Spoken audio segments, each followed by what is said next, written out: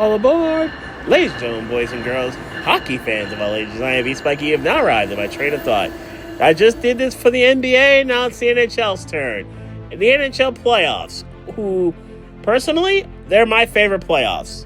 They're my favorite of the four major sports.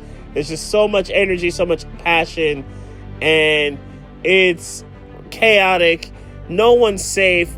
There's just so much to watch.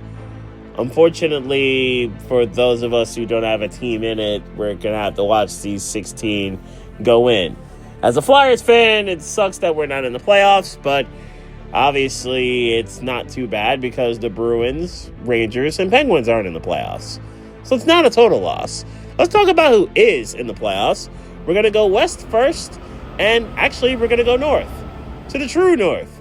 Winnipeg has been the best team in hockey for a lot of the year. They are the President's Trophy winners, and normally that's not a good thing when it comes to the NHL. Usually, the President's Trophy winner has a very painful and cruel end to their season. In the case of the Jets, though, they do have Connor Hellebuck, who might win the Hart Trophy for League MVP. He has been incredible. He will easily win the Vezina for Best Goaltender. The Jets' offense has been absolutely ridiculous, and they seem to have revived themselves after a year of chaotic play where they didn't really do all that well last year. So they got it together.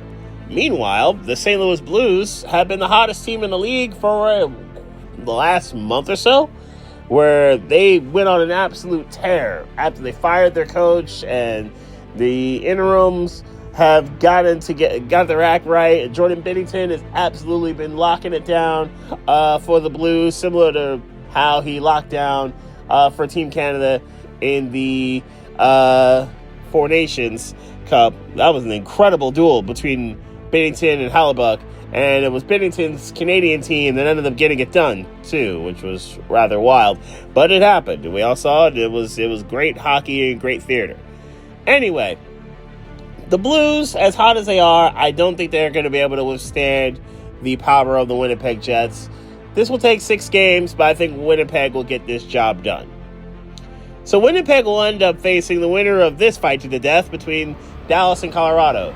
Two teams like the Jets who have been Stanley Cup contenders for the word go. And it's a shame that one of these two, Dallas or Colorado, is going to go out in the first round.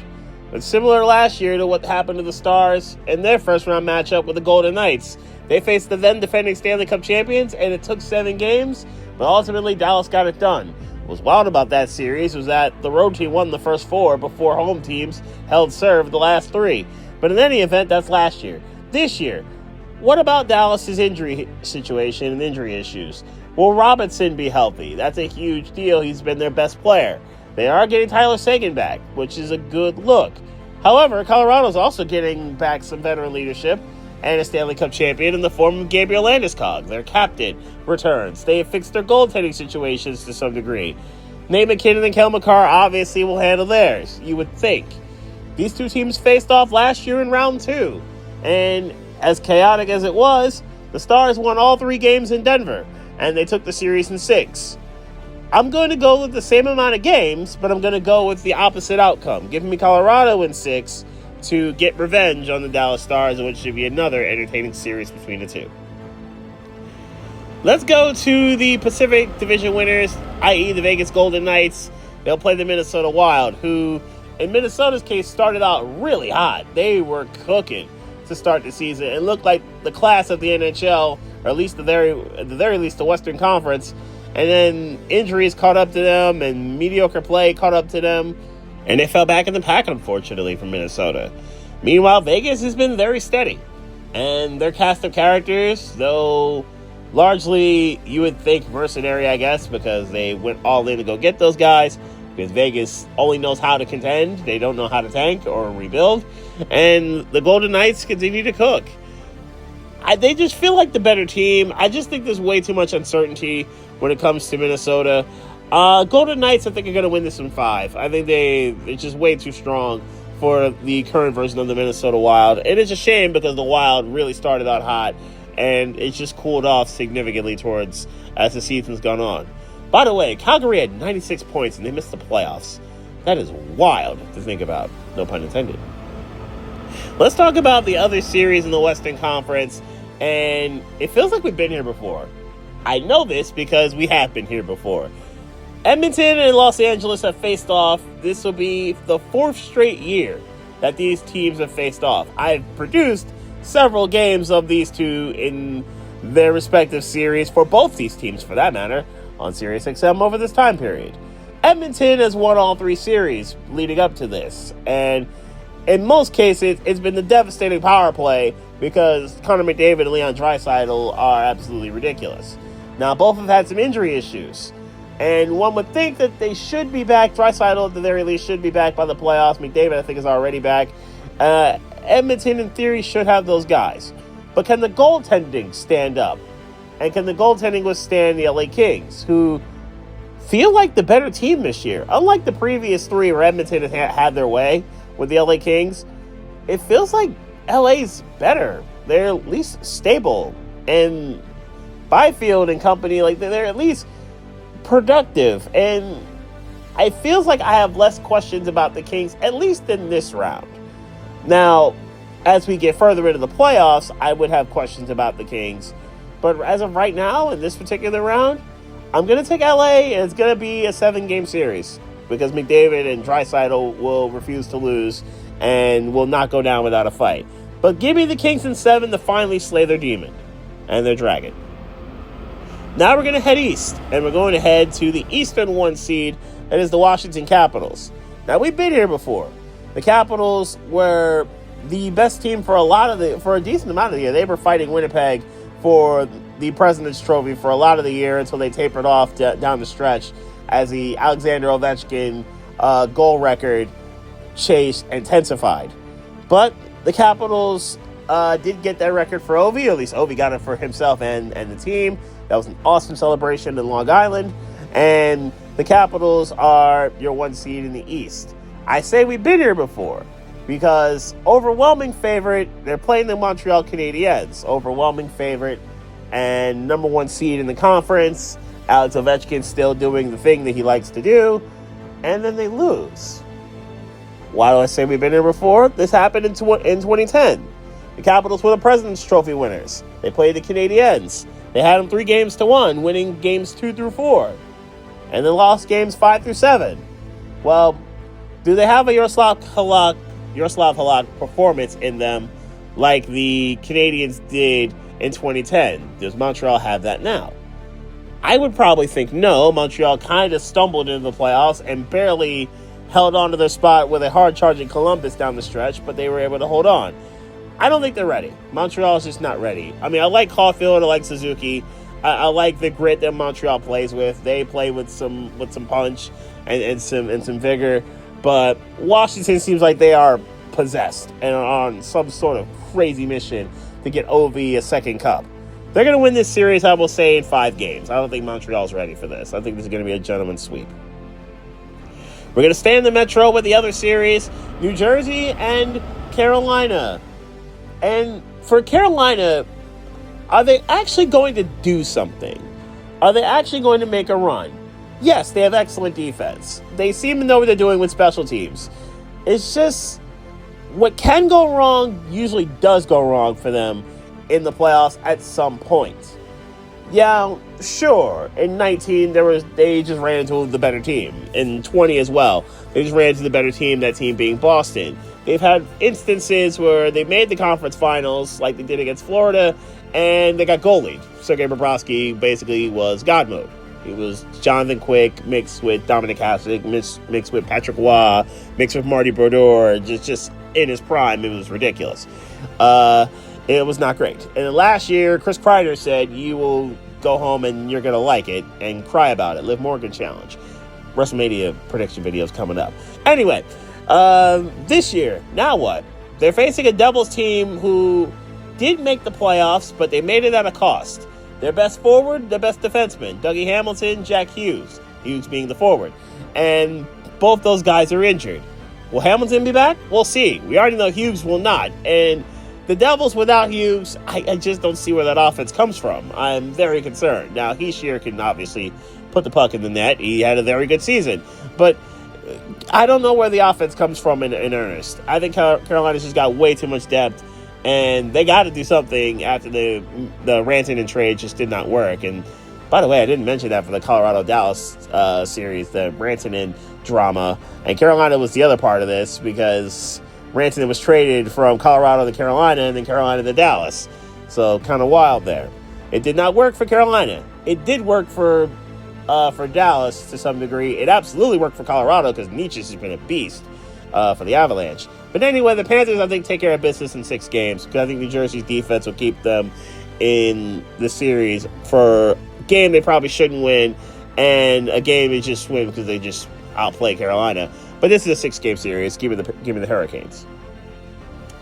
And now we get to the real serious battles in the Atlantic Division. The Battle of Ontario will lead this off. Ottawa, I'm proud of you. You guys made a run and got back to the playoffs. And we probably should have seen it coming because those Ottawa kids continue to improve. It's just for some reason things just didn't click and things just didn't roll right. They roll right this time. And with Brady Tkachuk, and now Claude Giroux, obviously one of the leaders of the team, and Stützle, who's been handling his. Ottawa's building something, and obviously fleecing the Bruins for Omar. Yikes. Boston's paid for that one in spades. Beautiful trade by Ottawa to get an actual legitimate goalie. And now they're facing an offense in Toronto that is absolutely absurd when you get to the high-end talent. Austin Matthews had a down year and still bagged 30+. Mitch Marner was a monster, and John Tavares had a comeback season as he's about to hit free agency. Same with Marner. Nylander handles his. Matthew Knies handles his. Bobby McMahon is productive. Like they are a good offense, but they're pretty top heavy. Their goaltending's actually been really respectable, and that's saying something because we don't get that from the Leafs. This feels like the learning experience year for most of these Ottawa Senators. Not Giroux, not Ullmark, but most of the Ottawa Senators in question are probably kind of in the learning experience flow. Brady Tkachuk, I think, will have his moments in this series, and I think it'll be fun from him. But this feels like a 5-gamer. I think Toronto's going to continue their ownership of Ottawa in the Battle of Ontario. And now to the Battle of Florida, with the Panthers and the Tampa Bay Lightning. These have been the last 5 Eastern Conference champions have come from the state of Florida. The Panthers have turned one of those into a cup. The Lightning have turned 2 of them into cups. The Lightning have 3 of the Stanley Cup Finals appearances amongst the 2. Now, there's something about Florida I am a little concerned about, and it's the health and the Ekblad situation with the suspension. The health of Matthew Tkachuk, and will Brad Marchand continue to get acclimated to the system that Florida runs? Those 2 being in the playoffs will be terrors. Then there's Tampa Bay, whose power play is godly, who has Nikita Kucherov, who's one of the Ross and been absurdly great. The Lightning have been battle-tested for many years now, and I feel like they have maybe 1 or 2 years left in this window, and then you might have to start asking some really tough questions. Vasilevsky's still pretty productive. Him versus Bob is an excellent goaltender matchup. I feel like the Lightning are at least a little more trustworthy at this moment because of the Panthers' injury issues. Give me Lightning in 7, and I think this is going to be an incredible series. Let's go to round number 2, and we're going to go to the West again. And I'm going to start with the easier series, I guess, to predict between Vegas and LA. The Kings, the Knights. It feels like we're playing chess. Check and mate for the Golden Knights. I just feel like the Kings are going to get over their hurdle with the Oilers, yes, but I just don't know if they're ready for the life and the power and the depth that Vegas is going to bring. Will Vegas' goaltending be pretty good? I do need that, but other than that, I think the Golden Knights are going to be okay. Give me Vegas, and this is going to be a 6-game series. Give me the Golden Knights in 6. Avalanche and the Jets. This feels like this should be a conference final series. I feel like those 2 teams in Dallas might be the 3 best teams here in the West. And Winnipeg, sure, has been great, and Hellebuck has been amazing. But it feels like Colorado has owned them recently. Last year, these 2 teams faced off, and it went 5 only because the Jets somehow scored 7 goals in the first game and won 7-6. Colorado owned them the rest of the way. And Though I don't think it'll be that lopsided. I think this could actually go 7 because of how good Winnipeg has been. Ultimately, I think it'll be Avalanche in 7. I think they will get Game 7 in Winnipeg and silence the True North and send them packing. We're now to the East.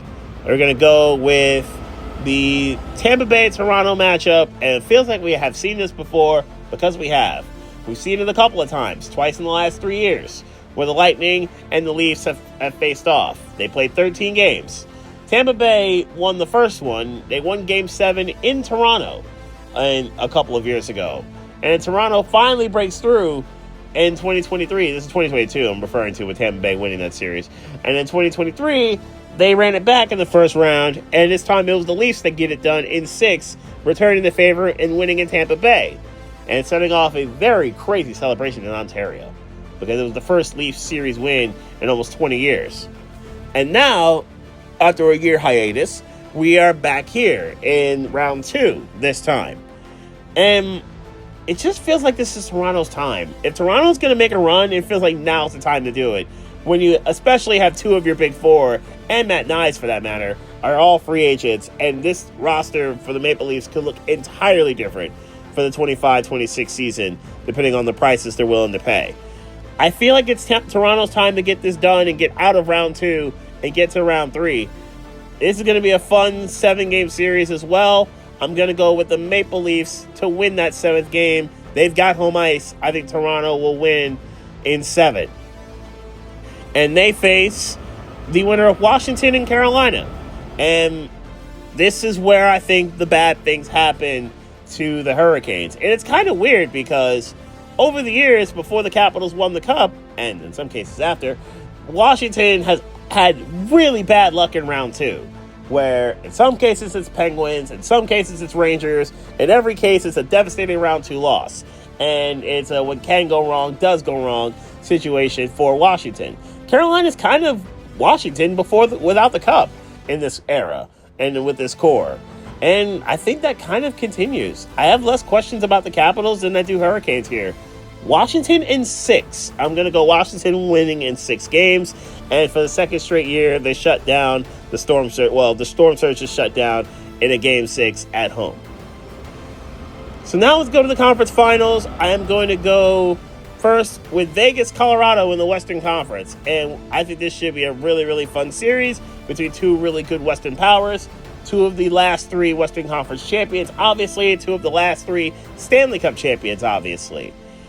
Ultimately, I'm going to go with Colorado. I think they're a little bit better overall. I think the high-end talent of McKinnon and Makar are going to get this job done, and I think will be an incredibly entertaining 7-game series. Give me Avs in 7. I think it'll be a fun one, and I think they will get Game 7 in Vegas, and it'll be incredibly dramatic. To the Eastern Conference Final. Congratulations, Toronto. You finally made it. You finally got to the conference final, and you I think, are worthy of the role. I think the high-end talent is going to carry them through, at least to this round. But ultimately, I think Washington's will and their ability to just play that snarling, growling playoff hockey, plus Tom Wilson on another playoff stage, I think is going to be very entertaining. The Capitals' goaltending has been really solid the entire year. I think it can counter what Toronto's been doing in the net. I'm going to go Washington in what's going to be a really, really fun 6-game series. Give me Capitals in 6 to go to the finals to play the Avalanche. So now we're down to 2. And since Toronto's out, we have no more Canadian teams, which means the Canadian drought continues. At least I think it will. And what I think happens here between Colorado and Washington is a whole lot of high-end talent with McKinnon and Ovechkin, obviously, and some snarl because both teams have it. Ultimately, I'm going to go with Colorado. I think Colorado is slightly better. Give me Avalanche in 6 games. Give me Nate McKinnon as your Conn Smythe winner. So McKinnon gets the 4 Nations gold, and he also gets a Conn Smythe to add to his trophy case as the Avalanche win their 2nd cup in 4 years, I should say. So there you have it. That's how I see this 3-month fight to the death that's going to happen in the NHL. It's going to be dramatic. It's going to be fun. And if you got a team in this fight, good luck. You will need it. And you will need as much stress relief as humanly possible during these games. Anyway, Now I think I'm going to shift my attention to an event I know all too well, WrestleMania. It's coming today, and it's also coming tomorrow. Who's going to win on night 1 and night 2? Who's stealing the show? Who is going to have the most memorable entrance? Have you seen that stage? It's an S-tier stage. This could be a really fun S-tier event. I hope it is. It's got a lot to live up to because 40 was really good. I would know. I was there for night 2. So WrestleMania Saturday will be the first stop of my next train of thought.